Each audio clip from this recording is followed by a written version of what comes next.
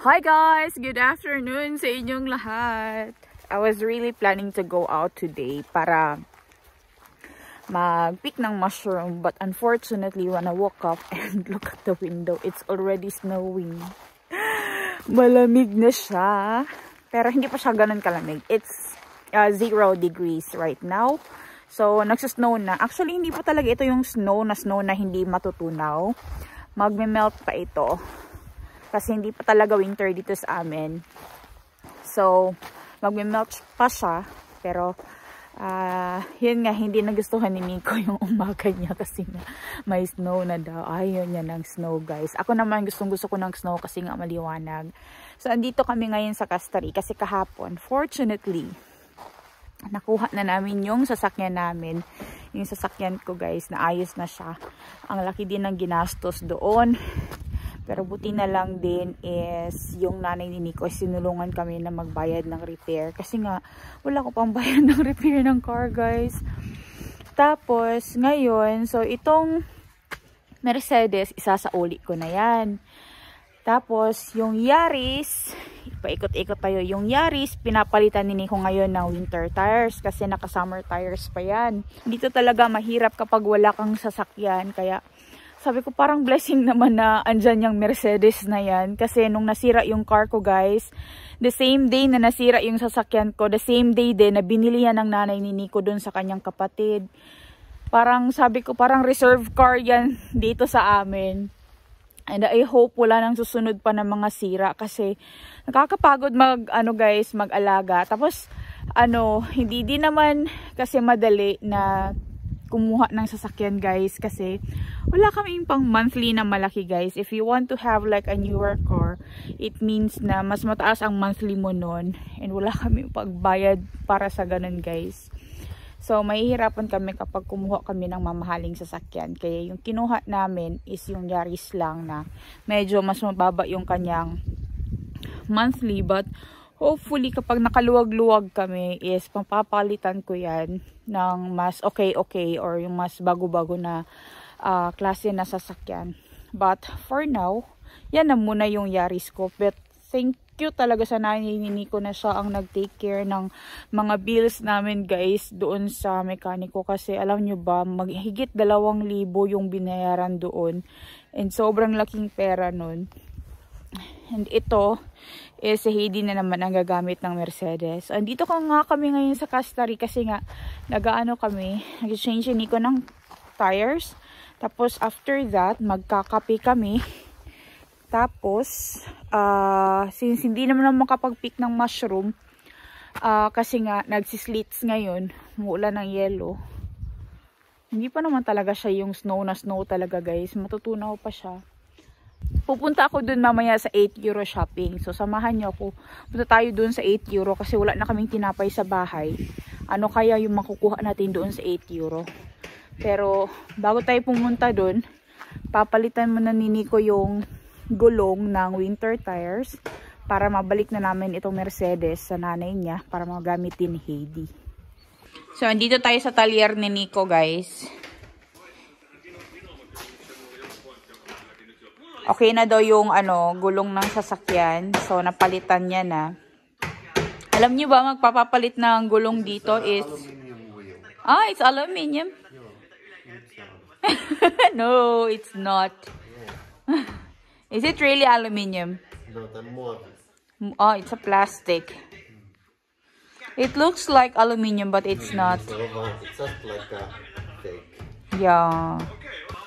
Salamat ng marami sa Mercedes na to at sobrang dami kong napuntahan na forest. And hindi naman ako na-disgrasya. And napakaganda niya na car, guys. It's just that it's so expensive. Yung isang buwan na nasa akin to, mahigit 500 euros na gasolina ang nagastos ko dito. Kasi malakas yung kanyang, malakas siya kumain ng gasolina. Kasi nga, diesel, tapos malaki yung kanyang, makina. malaki yung kanyang makina guys. Kaya magastos magkasasakyan guys. Tapos dito, kapag kumuha ka ng sasakyan, iisipin mo talaga yung tax, yung road tax, yung gasolina, yung maintenance, lahat-lahat. Hindi basta-basta. Kaya hindi rin kami kumuha ng mahal-mahal na sasakyan talaga guys. Saka nakapag-afford na namin. Tapos ito naman is basic car lang yung sa akin muna kasi nga bago pa naman ako na driver. Andito yung mga firewood guys na kailangang balutin para ibenta doon sa Koski Karta, no. Ito is ginagamit ito pang gatong para sa oven or sa fireplace. Birch tree ito guys. Ito birch. Kasi meron siyang ito yung puti na kanyang skin. Tapos nilalagay yan ni Nico dito sa sako guys. So isang sako puno ng kahoy. Siguro papakita namin sa inyo kung gaano karami yung isang sako. 10 euros yun or mahigit 600 pesos dyan sa atin. Isang bag lang ng kahoy. Napakamahal ng kahoy dito sa Finland. Lalo na kung gagamitin siya para sa panggatong. Tapos ito yung mga skin ng birch trees. Iniipon ito ni Nico guys. Tinatago niya kasi maganda itong, alam mo yung pag magsugnod ka tapos instead na paper ang gamitin mo, ito ang gagamitin mo, yung skin niya. Kasi napaka niya, mabilis siya ba. Tapos hindi siya nawawala agad yung apoy compare doon sa papel. Ito lang yung skin ng birch trees.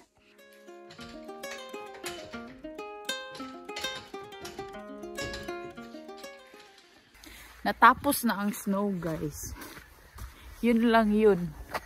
Sabi ko sa inyo, mag-snow yan siya. Tapos, yan? Ito po talaga yung snow para sleets. So, nagbumuhos ng yellow na maliliit. Hindi talaga yung snow na malalaki pa na magstay sa ground. Tapos, hindi na siya mag-melt ba. Tapos, wala na. Tapos na. Yun na yun. So, may pag-asa po tayong mag-pick ng mushroom. But anyway, yung chanterelles kapag, nag-frozen na, hindi natin yun pwede i-pick. Pero yung mga Sopilova Havero, yun ang pwede pa natin i-pick. So, mahaba-haba pa siguro ang mushroom picking. Hindi ko alam. Pero depende sa panahon kung makakapunta ako ng gubat o hindi. Gusto kong pumunta dito kasi gusto kong makita kung andyan ba yung mga ducks. Kasi minsan, andyan yan sila sa field. Hindi ko naabutan yung mga ducks guys. Umalis na sila. Meron kasing bird sanctuary malapit dito. Dadalhin ko kayo doon. Last year, dinala ko na kayo. Pero yun sa mga bago sa channel ko, kita ko sa inyo ulit. Sobrang ganda ng place na yan and pwede doon mag-bird watching. Hi guys! Andito na ako ngayon sa Co Supermarket. Ang galing na kami doon sa 8 euro shopping. So, marami ako nakuha doon pero walang isda. Pero may nakuha akong deal. Kaya, bibili ako dito ng salmon. Ngayon na time, autumn, winter time, mura ang salmon. Mga nasa 8 to 12 euros per kilo. Kaya, bibili na lang ako ng, ng salmon. Kasi, tagal-tagal na rin kami hindi nag-iisda. Tsaka, yun lang din yung isda na masarap kainin dito guys. Tsaka yung muiko. Kasi, yung ibang isda, sobrang mahal na. Yung tuna dito guys, 20 euros, 30 euros per kilo. Sobrang mahal. Ay, hindi pala per kilo yun. Parang per 500 grams lang. Kaya, bibili tayo dito ng salmon. So, ito yung kanilang parang market dito sa loob ng Co Super. So, meron sila ditong salmon.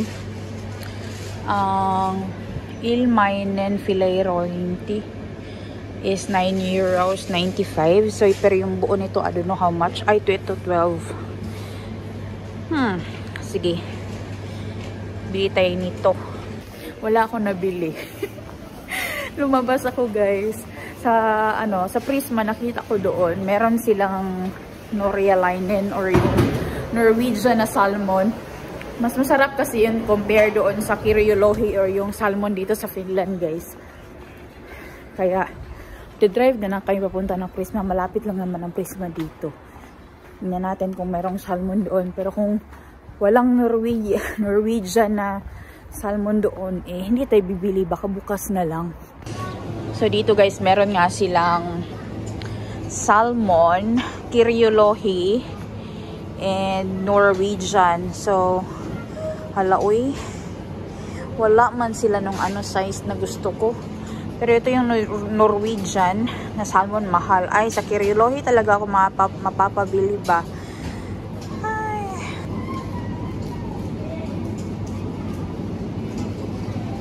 Ito yung smoked salmons nila guys. O, ito Kyriolohi ito. Or yung salmon dito sa Finland. Ano ba tong isda na to?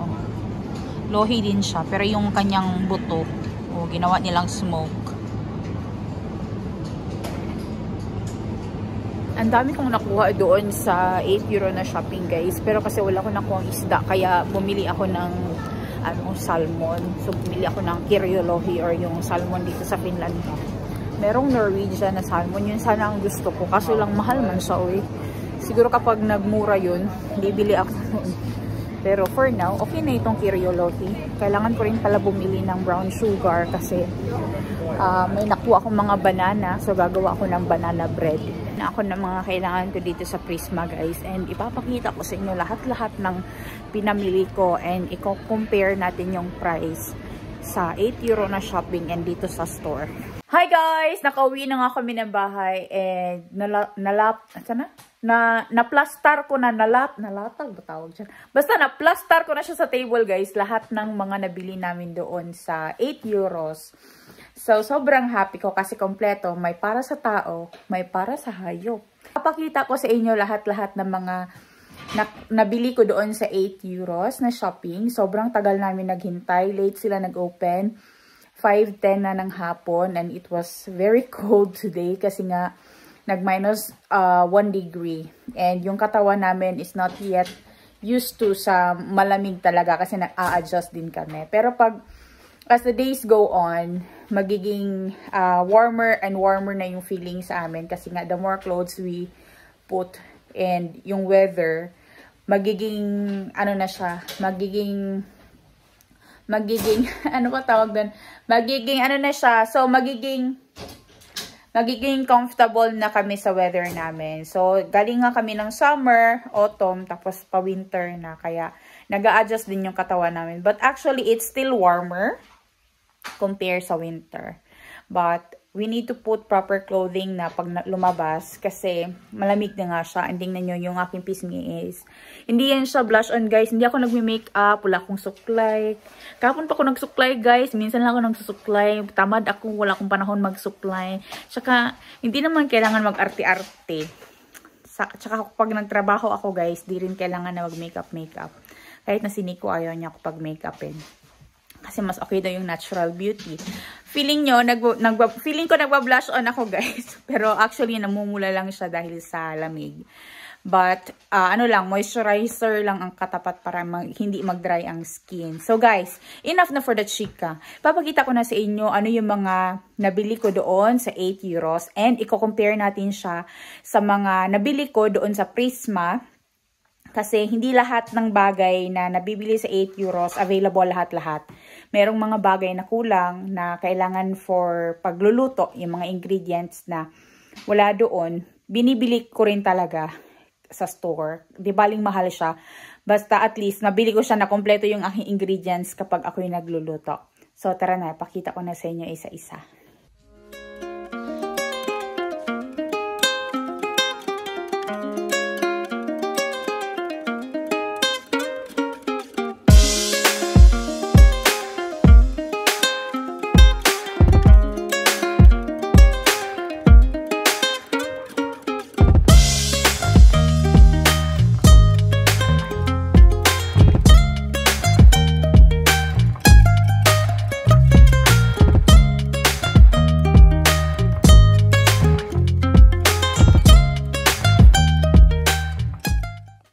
So guys, simulan natin dito sa side na to. So may mga nakuha ako doon na berries or marioya sa Finnish.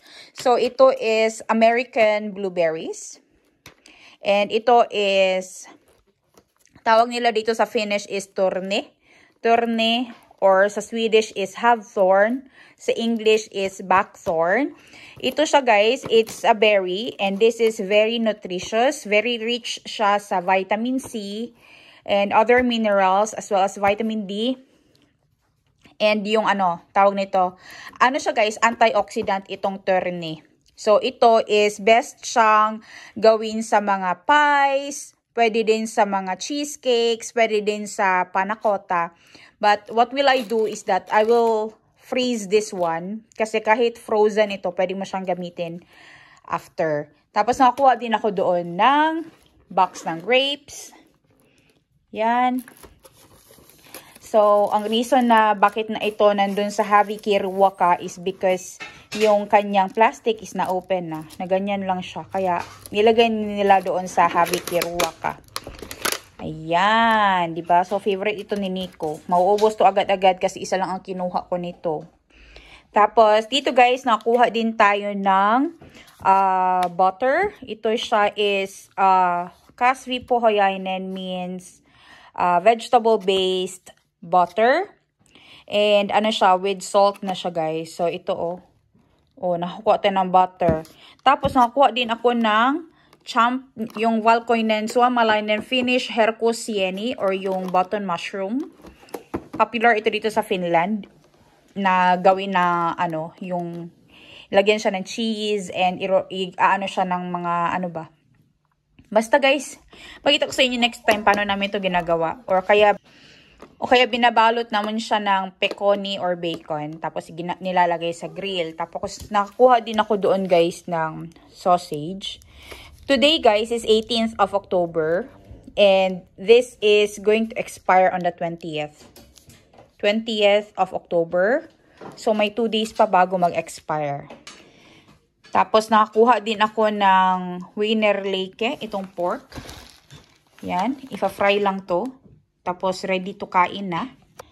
Actually, itong pork is kahapon siya nag-expire. Pero actually, pwede pa naman to kainin. Kahit na lumampas na siya doon sa quality, quality control ng mga store. Pwede pa yan siyang kainin. Hindi pa naman yan siya sira. Tapos dito na side guys, ito yung mga tinapay na nakuha ko today. So as you know, mahilig kami sa Ruiz Leipa. This is the most delicious. Siguro sa iba, hindi siya most delicious. But this is the most healthiest bread that you can get. Kasi, mas lalo na yung mas itim pa nito, yung mas darker nito. And meron pala ako nun dito. And ito, kumuha ako ng 3 ganitong, same sizes. Yung ganito ang kinuha ko guys, kasi isang pack, pang morning, tapos pang baon, tapos pang dinner. O, para pag nilagay siya sa freezer, diretso na hulbot na lang ba. Tapos ito pala siya guys, mag-expire siya on the 20th pa. Ayan 20th pa siya ng October mag-expire. So, hindi lahat ng andoon sa Happy Kiruwaka is or doon sa 8 euro na shop is expired na sila ng mga goods. Meron din doon na mga hindi pa talaga sila nag-expire. Of course, kumuha din ako ng tinapay na light bread kasi si Anika hindi pa siya mahilig sa ganitong klaseng mga tinapay guys na medyo dry and matigas. So kumuha din ako ng light bread doon. Kumuha ako nito, yung sandwich na lempari. Sampula or sandwich. Tapos itong rohepalat, sakalepa. Light bread din ito siya, mixed siya. Tapos ito yung darker na Ruiz Leipa. This is 100% Ruiz Leipa. So ito is kailan ba itong mag-expire siya guys ng 21 of October 2023. So 3 araw pa. Actually guys, 'di ba sobrang daming tinapay nito. Hindi namin ito mauubos sa isang araw. For those of you who are new to our channel, we usually freeze some of the bread for them to stay longer. Tapos, isang bag kinukuha namin per day. Tapos, yun ang kakainin namin for that day. Kasi naman, pag nilagay namin yung tinapay sa labas lang, madali siyang talaga masisira. Mas maganda talaga na pag yung bread, nilagay mo siya sa ref. O kaya naman, kung gusto mo much longer pa, na ma-preserve yung bread, pwede mo siyang ilagay sa freezer. So, itong ibang bread na to guys, malalagay yan sa freezer. Kasi meron na kaming malaking freezer doon na binigay ng friend ni Nico. Tapos dito na naman tayo na side guys. Nakakuha ako dito ng honey melon. Actually, yung sa labas niya guys, ganyan na yung itsura niya. Pero actually, okay pa yan siya sa loob. Laging ganyan. Sa store kasi kapag kumulubot na siya na ganyan, it means na hindi na siya papasa doon sa kanilang quality control. Pero alam nyo ba, pag medyo nag-overripe na siya ng konti, mas sweeter ang honey melon. And gustong gusto ito ni Anika. Kahit na pa nag-overripe yan siya, it's okay for me. Kasi ginagamit ko to for the smoothie. Kumuha din ako dun ng sobrang daming carrots kasi gagawin namin tong juice ni Nico. Sobrang daming carrots doon guys. Actually, 2 boxes ang carrots nandoon na pwede kang kumuha as much as you can. Pero ito lang ang nakaya ng aking mga braso kasi mabigat na yung aking bag. So, tama lang ito for us na gawing juice. Tapos, meron siyang mga dark spots, guys. Actually, yung skin niya lang yan, guys. Pero actually, okay pa siya sa loob. Oh, tingnan nyo. Pero yung mga ganito kasi sa Finland, hindi na yan siya papasa, guys, sa quality nila sa store. Dapat talaga yung hamisun, walay lagum-lagum, walay mga walay mga freckles, walay mga anak, guys ba. So, ito siya. Okay lang na meron siyang ganyan. Kasi, tatanggalin ko lang yan siya, tapos hugasan namin, tapos ilalagay namin sa aming juicer, tapos yun na yung magiging, ito na yung gagamitin namin for our carrot juice. And we love carrot juice, guys. Napakasarap ng carrot juice. And yung carrots dito sa Finland, sobrang tamis. As in, pwede din pala akong gumawa ng carrot cake nito. And, ano pa ba? Or muffins, di ba? Pwede din ako gumawa ng cakes din pala. Yeah. Let's see if makakagawa ako, guys, kung sisipagin ako. Kasi kung hindi ako sisipagin, kung wala ako sa bahay, nasa gubat ako. Pero pag nasa bahay ako, magbe-bake ako. Let's see, guys, if I will be able to make carrot cake. So, ito yung mga ibang fruits na nakuha ko doon. Meron din akong nakuha doon na paprika, tapos mga apples, meron ding garlic. Yan o, 3 garlic. Tapos merong banana. So, ang plano ko sa banana is gagawin ko siyang banana cake, guys. Gagawin ko siyang banana cake kasi overripe bananas are the best for making banana cake. Hindi tinatapon ang overripe banana, guys. Yun ang pinaka-the best na gamitin for making pancakes, sa mga smoothies, and for making banana bread. Unya, diri na puntang dapita daw banda. Unya, guys, nakakuha din ako doon ng sandwich na 3 na siya. So, ito yung magiging dinner namin ni Nico. Hindi na kami gagawa ng dinner namin. Ito na yung magiging dinner namin.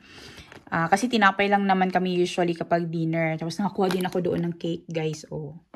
Tapos, meron ding peanut treat and it's gluten-free. Tapos, nakakuha din ako doon ng smoothie. Ay, meho pala to, guys. Tapos, meho. Juice pala ito. Juice. Tapos, meron ding snack for kids. And merong raisins. And meron din ako nakuha doon na juice. Tapos, meron din ako nakuha doon na, ano ba to? Estrella na potato chips man yata. Itong malays. Or corn chips pala ito, guys. Tapos, guys, luckily, nakita ko ito. Doon ito sa counter. Sabi ko, pwede pa akong humingi nito kasi para to sa aso, guys. Magiging snack to ni Piki and Pimo. Tapos ito din, snack ng mga aso. Tapos meron doong bird seeds, guys.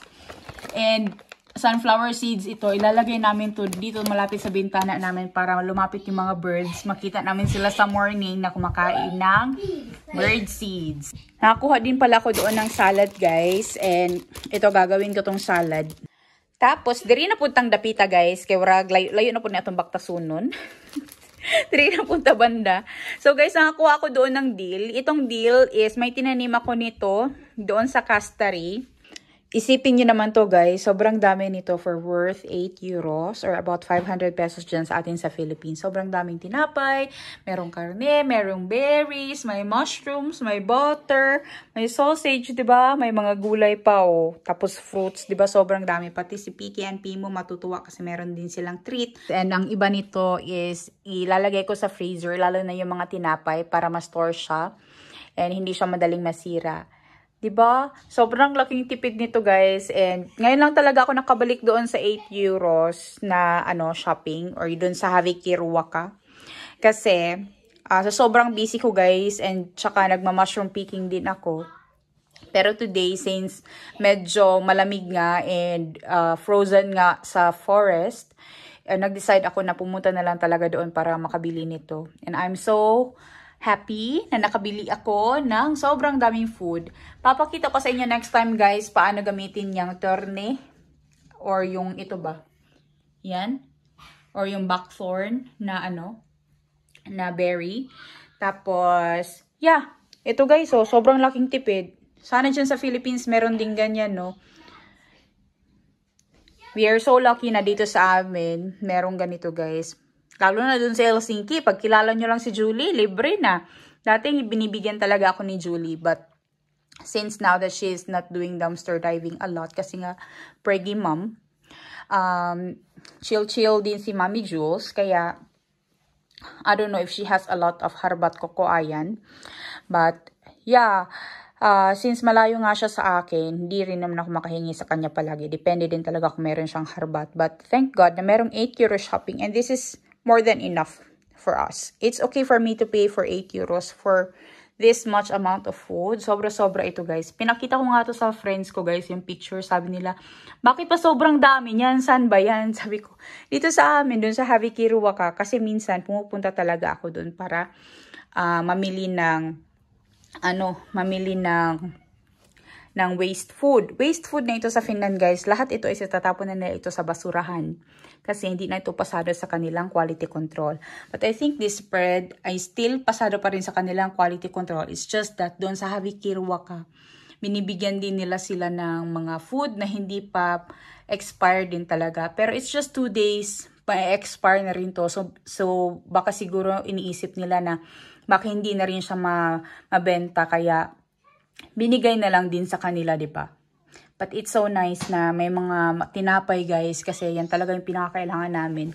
Iniisip ko pala, since merong raisins dito, merong banana, gagawa talaga ako ng banana bread. Di ba dumaan kami ng Prisma? So bumili ako doon ng 3 item. Bumili ako ng saksan pakina and itong walnuts. Kasi inisip ko talaga gumawa talaga ng banana bread with raisins and walnuts. Tapos yung brown sugar and itong salmon. Kasi nga meron kaming dill. And meron pa akong lemon sa ref. Kaya maggagawa ako nitong salmon and with lemon and dill sa oven. Kasi favorite yan ni Nico and Anika. Para solve ng aming lunch. Mabilis lang na pagkain. Lagay lang sa oven. Tapos yummy. Diba? So, ito guys, saksan paki na papakita ko sa inyo next time paano ko gagawin yung carrot cake or carrot bread.